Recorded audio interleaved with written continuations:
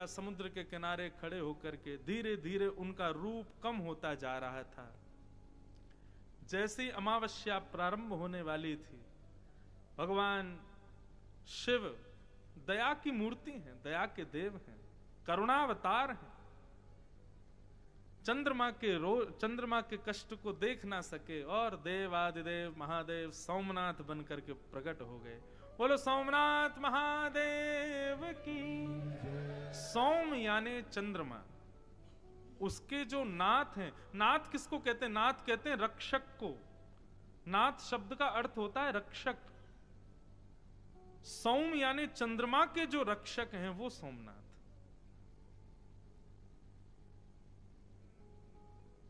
चंद्रमा के सामने प्रकट हो गए। बोले क्या बात है चंद्रमा, इतने दुखी क्यों हो?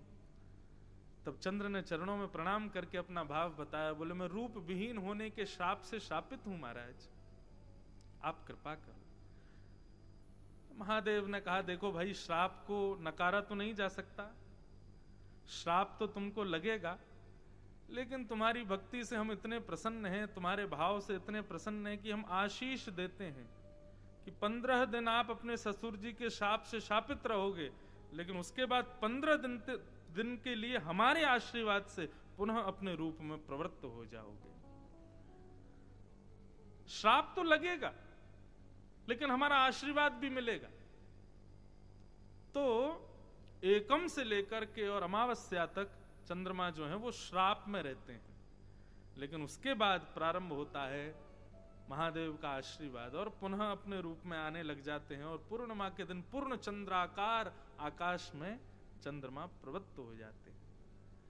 ऐसे महादेव के प्रणाम करने से, ऐसे सोमनाथ भगवान को प्रणाम करने से चंद्रमा बन गए। भगवान कृष्ण बोले हमें लगता है कि हमारे यदुवंशियों के श्राप को भी शायद महादेव इसी प्रकार किसी आशीर्वाद में बदल दें। तो भैया आप सब लोग यही कीजिए, द्वारिका से एक बढ़िया नाव करते। अच्छा, अब जो द्वारिका हम लोग जिसका दर्शन करते हैं, इसका निर्माण विश्वकर्मा ने किया, परंतु जो द्वारिका भगवान द्वारिकाधीश जिसमें विराजते थे वो ये नहीं थी। ऐसा बताते हैं कि द्वारिका तो समुद्र के भीतर थी।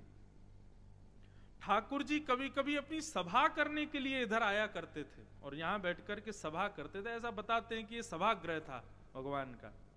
मूल द्वारिका तो समुद्र में थी, समुद्र के बीच।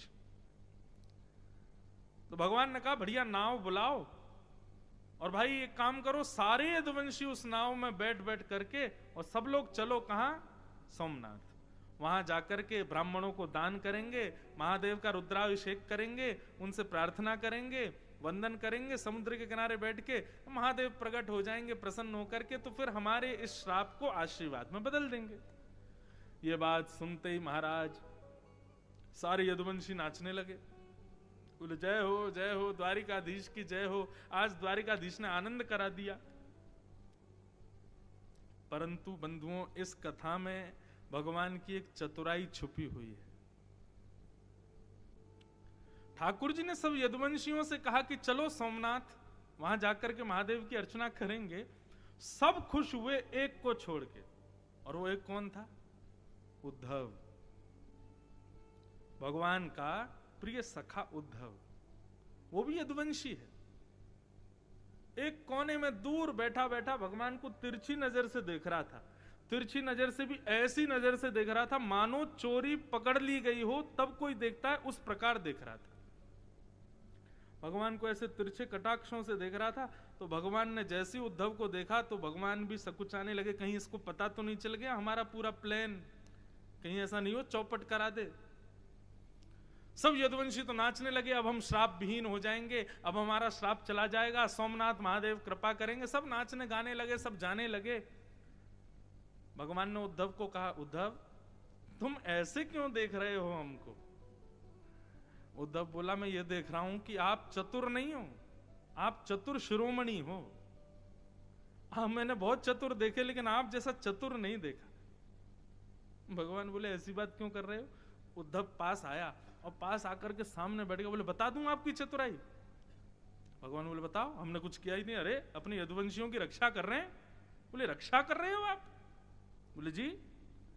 तब उद्धव ने कहा, भगवान ये श्राप लगना, सूतक लगना, पातक लगना, पुण्य होना, पाप होना, ये सब जितने भी हमारे पाप पुण्य पातक सूतक श्राप आदि ये जो भी क्रियाएं हैं, ये उनको लगती हैं जो ब्रह्मा की बनाई पृथ्वी पर रहते हैं, और आपकी ये द्वारिका नगरी ब्रह्मा ने नहीं बनाई है। इसका मतलब द्वारिका में रहने वाले प्रत्येक यदुवंशियों को भले ही संतों ने श्राप दिया हो, लेकिन यहां पर ये ब्रह्मा की भूमि नहीं है, इसलिए सूतक पातक श्राप इनका प्रभाव होता ही नहीं है। आप जबरदस्ती सब यदुवंशियों को नाव में बैठा के वहां ले जा रहे हो सोमनाथ, वो ब्रह्मा की बनाई हुई भूमि है। ये जैसे ही नाव से उतरेंगे, नाव से उतरते ही सबको श्राप लग जाएगा। आप श्राप विहीन करवाने नहीं, श्राप लगवाने ले जा रहे हो वहां पे। भगवान ने तुरंत मुंह दबा दिया उद्धव का, बोले चुप, किसी से कहना मत इस बात को। समझ में आई बात? यदुवंशी सोमनाथ आकर के महादेव से श्राप विहीन होने के लिए थोड़ी आए थे, बल्कि उनको श्राप लगा ही यहीं आकर के। क्यों? क्योंकि जिस नगरी में वो रहते हैं वो ब्रह्मा ने बनाई नहीं है, वहां श्राप लग ही नहीं सकता। भगवान जानबूझ करके महादेव की सहायता लेने आए, बोले कि आप ही लगवाओ।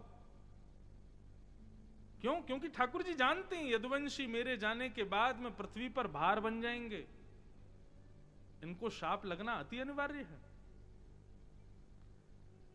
तब उद्धव का मुंह बंद किया भगवान ने, बोले कि तुझको कैसे पता मेरी सब बातें? उद्धव बोला, आपका सखा हूं, और सखा का मतलब मित्र नहीं होता, सखा का मतलब केवल फ्रेंड नहीं होता, सखा का मतलब सह खादती सह खेलती, संग खावे संग खेले, संगी सब क्रिया करे, वो सखा है। सब जानता हूं आपके मन की बात। और उद्धव ने कहा, मैं ये भी जानता हूं आप सबको लेके जाओगे, मुझको नहीं लेके जाओगे, आप मुझको यहीं छोड़ के जाओगे। भगवान ने कहा, मैं चाहता हूं कि मेरे बाद ये यदुवंशी सब श्राप से नष्ट हो जाएंगे, द्वारिका समुद्र में डूब जाएगी। उद्धव, तब मेरी भक्ति की ध्वजा को लेकर के तुम पृथ्वी पर भ्रमण करना, इसलिए तुमको नहीं लेके जाऊंगा। और भगवान देखते ही देखते सब यदुवंशियों को लेकर के सोमनाथ आए, और जैसे ही नाव से उतर करके उन्होंने यहां अपने पैर रखे हैं, रखते ही ये ब्रह्मा की भूमि है, संतों का सबका श्राप लगता चला गया। भले ही सबने जाकर के सोमनाथ महादेव से कहा हो कि हमारे श्राप को हमसे विहीन कर दीजिए, लेकिन भगवान कृष्ण ने भी कहा हो, बोले बिल्कुल मत करना, लगे रहने दो, ये सब यदुवंशी हैं। और रही बात हमारे श्राप को विहीन करो, तो सोमनाथ महादेव ने किया। यहां आकर के वे सब वरदान मांगने आए थे कि हम सदा के लिए अजर अमर हो जाए, तो सोमनाथ महादेव ने ऐसा आशीर्वाद दिया, बोले देह अजर अमर नहीं होगा, लेकिन यदुवंशी और द्वारिकाधीश का नाम अजर अमर हो जाएगा, उनकी कीर्ति अजर अमर हो जाएगी। ऐसे महादेव के शरण में लाकर के हमारे द्वारिकाधीश ने यदुवंशियों को श्राप लगवाया। अच्छा, एक बात और कहें, ये बड़ी गोपनीय कथा है, सब जगह कोई सुनाएगा भी नहीं और सुनने को मिलती भी नहीं। हमको भी किसी बहुत बड़े विद्वान ने बड़ी धीरे से सुनाई थी, तो हमको मिल गई। तो आज सोमनाथ में आने का अवसर मिला, तो हमने कही यहीं पर ये कथा का उद्घाटन किया जाए, इसको सुनाया जाए। तो ऐसे सोमनाथ हैं जो कि कृष्ण लीला के उपसंहार में सहायक बने। बंधुओं,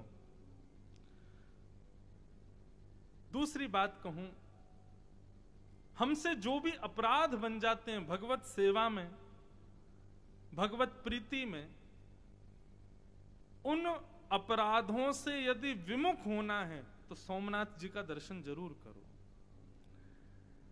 हमारे द्वारा बने हुए अपराध, उन अपराधों से मिलने वाले पापों से विमुक्त करते हैं श्री सोमनाथ जी, सोमेश्वर महादेव। और अभिषेक करें कि क्या सुनावें, क्या बोलें, कुछ नहीं, केवल दर्शन। दर्शन मात्र से आपके द्वारा बने हुए अपराध से आप विमुक्त हो जाओगे। ऐसी सोमनाथ भगवान के दर्शन की प्रधानता है। इसलिए भैया, आपसे जो कोई भी अपराध बना हो, कभी भी ऐसा हो नहीं सकता किसी से कोई अपराध ना बनता हो, उन समस्त अपराधों को आज केंद्र में लीजिएगा और उन अपराधों को केंद्र में लेकर के फिर सोमेश्वर भगवान का दर्शन करना, और प्रण लीजिएगा कि आज के बाद हम ऐसा अपराध नहीं करेंगे, हम वचन देते हैं। इस भाव से आप जब सोमनाथ जी का दर्शन करोगे, आपके समस्त पापों को वो निवृत्त कर देंगे, समस्त अपराधों को वो क्षमा कर देंगे। ये सोमनाथ महादेव की अनुग्रह है, ये कृपा है, इसी के लिए वो विशेष रूप से यहां विराजमान है। बोलो देवादिदेव महादेव सोमेश्वर महादेव की जय। ऐसे श्री सोमनाथ भगवान, जिनकी गोद में हम लोग सब बैठे हैं और राम चरित्र सुनने के लिए अवस्थित हुए हैं। आज प्रथम दिन है बंधुओं, थोड़ा आप मुझे जान लो, मैं आपको जान लूं, थोड़ी पहचान बन जाए हमारी। और जब पहचान जाएंगे आप हमारे स्वभाव को, हम आपके स्वभाव को, तो फिर अद्भुत धारा बहेगी ही। रही बात, एक कनेक्शन और है इस कथा का हमारे ब्रज से। क्या? हमारा जो वृंदावन धाम है और 84 कोस ब्रजमंडल का जो प्रमुख, एक प्रकार से कह दें तो राजधानी है, वो है मथुरा। और मथुरा जो है, उस मथुरा का निर्माण श्री राम कथा से ही हुआ है। हमारे मथुरा को किसने व्यवस्थित किया, मथुरा को किसने स्थापित किया? भगवान श्री राम के सबसे छोटे भ्राता श्री शत्रुघ्न लाल जी ने। और उस शत्रुघ्न जी का जब चरित्र आएगा तब मैं इस विषय को और विस्तार से सुनाऊंगा, कैसे राम जी ने उनको भेजा। और हमारे यहाँ की आपको जान के आश्चर्य होगा, पूरे विश्व में रामलीलाएं प्रसिद्ध हैं, लेकिन हमारे ब्रज जैसी रामलीला, रासलीला पूरे विश्व में कहीं नहीं होती। क्यों? वो रामलीला शत्रुघ्न जी ने ही प्रारंभ की थी। क्यों? क्योंकि अयोध्या से दूर रहते थे, राम जी की याद आती थी, तो क्या करें, तो पात्रों को ही, किसी को राम बना के, किसी को लक्ष्मण बना के, किसी को जानकी बना के, फिर शत्रुघ्न जी उनको पात्र सुनाते, तुम ऐसा बोलना, और भरत जी को बताते तुम ऐसा बोलना, जानकी जी को कहते तुम ऐसा करना, और उनको मंच पे ले जाकर के खड़ा करते, और उनको देखकर के श्री शत्रुघ्न लाल जी अपने भाई भाभी, अपने समस्त परिवार को याद करके खूब रुदन करते थे। बड़ा सुंदर चरित्र है शत्रुघ्न जी का। तो ऐसे शत्रुघ्न लाल जी ने मथुरा की स्थापना की। किसी ने उनसे कहा, बोले देखो आप राम जी के सबसे छोटे भैया हो, हमें तो लगा था कि आप अवधपुरी जैसा कुछ मीठा नाम रखोगे इस नगरी का, आपने क्या नाम रखा, मथुरा? इसका क्या मतलब हुआ? आहा, शत्रुघ्न लाल जी मथुरा शब्द का अर्थ बता रहे हैं कि मथुरा विपरीतेन मध्यमाक्षर वर्जिता यन्नाम यन्मुखे नास्ति तन्मुखे मध्यमाक्षर। शत्रुघ्न लाल जी कहते हैं क्या नाम है नगरी का? बोले मथुरा। अच्छा, इसको उल्टा करो तो क्या बनेगा? मथुरा का उल्टा करेंगे तो क्या बनेगा? राथुम। राथुम बनेगा ना। तो मथुरा विपरीत है ना, मथुरा को उल्टा करो, और फिर मध्यमाक्षर वर्जिता, मध्यम अक्षर को, बीच वाले अक्षर को वहां से गायब कर दो, तो राथुम में से थू हटाओगे तो क्या बनेगा? राम। मथुरा विपरीत न मध्यमाक्षर वर्जिता। और फिर वैयाकरणियों ने कहा, बड़े बड़े विद्वानों ने कहा, बोले बीच के अक्षर को हटा दोगे वो कहां जाएगा? तो बोले जो बचा है, मतलब राम, राम नाम जिसके मुख से नहीं निकलता हो, तन मुखे मध्यमाक्षर, उसके मुख में मध्यम अक्षर को डाल दो। अब मध्यम अक्षर क्या बचा आप सबको पता ही है। तो ऐसे हमारी नगरी का नाम है मथुरा। अरे महाराज, बड़े संबंध है हमारे ब्रज के राम जी से। हमारे यहाँ एक बाबा रहते थे, वो कहते थे, उनसे कोई कहता बाबा राधे श्याम, पीछे लेके भागते डंडा। कोई कहता राधे राधे, पीछे लेके भागते कंकड़।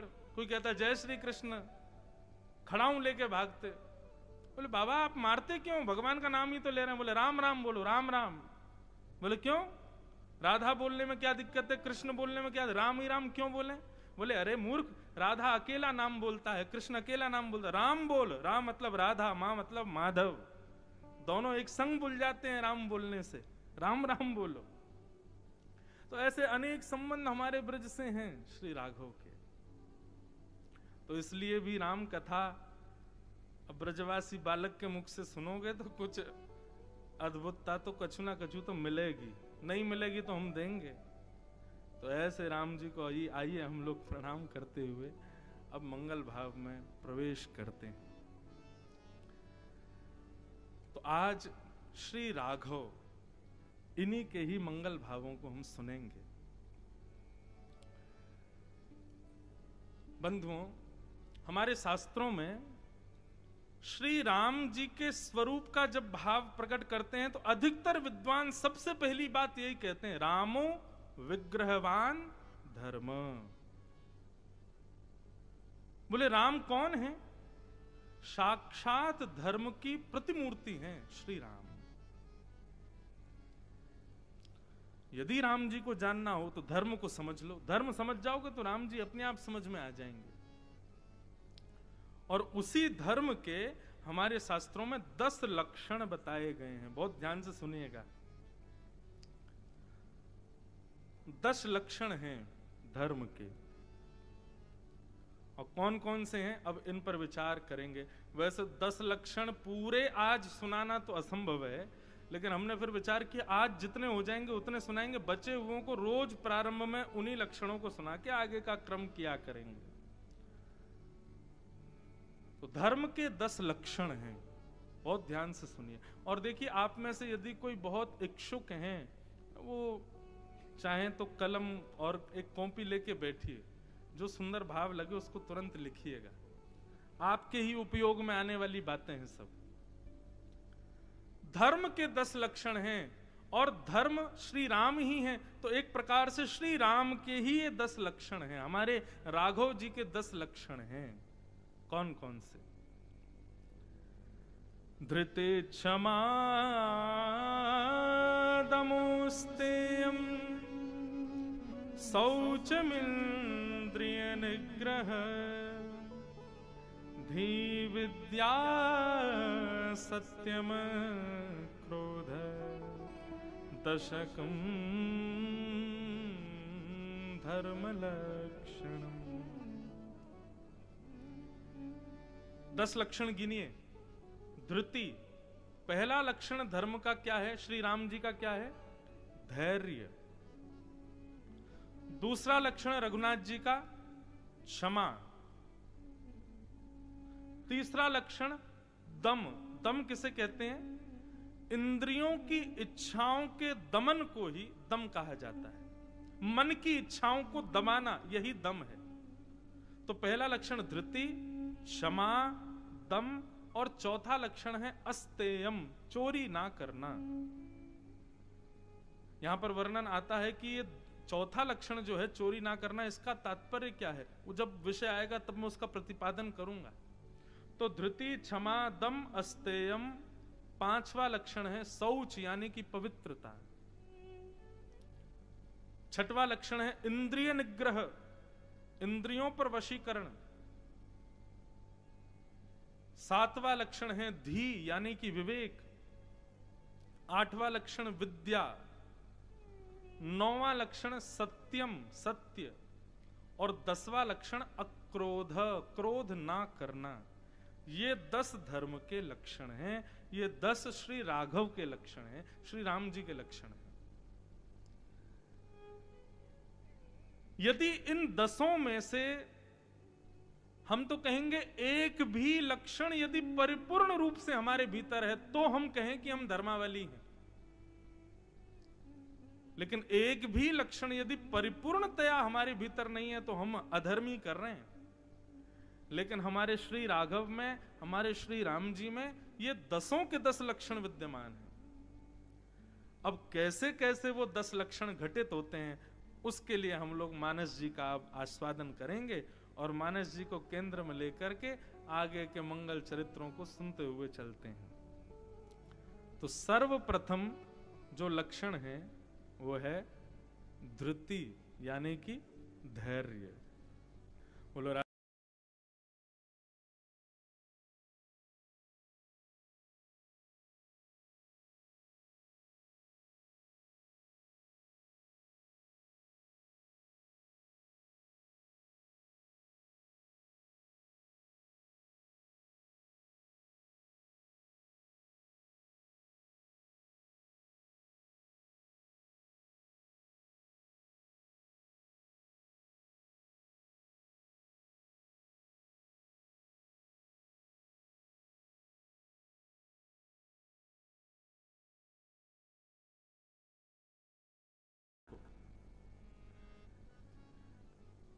इसलिए धर्म का प्रथम लक्षण बताया गया धृति, यानी कि धैर्य।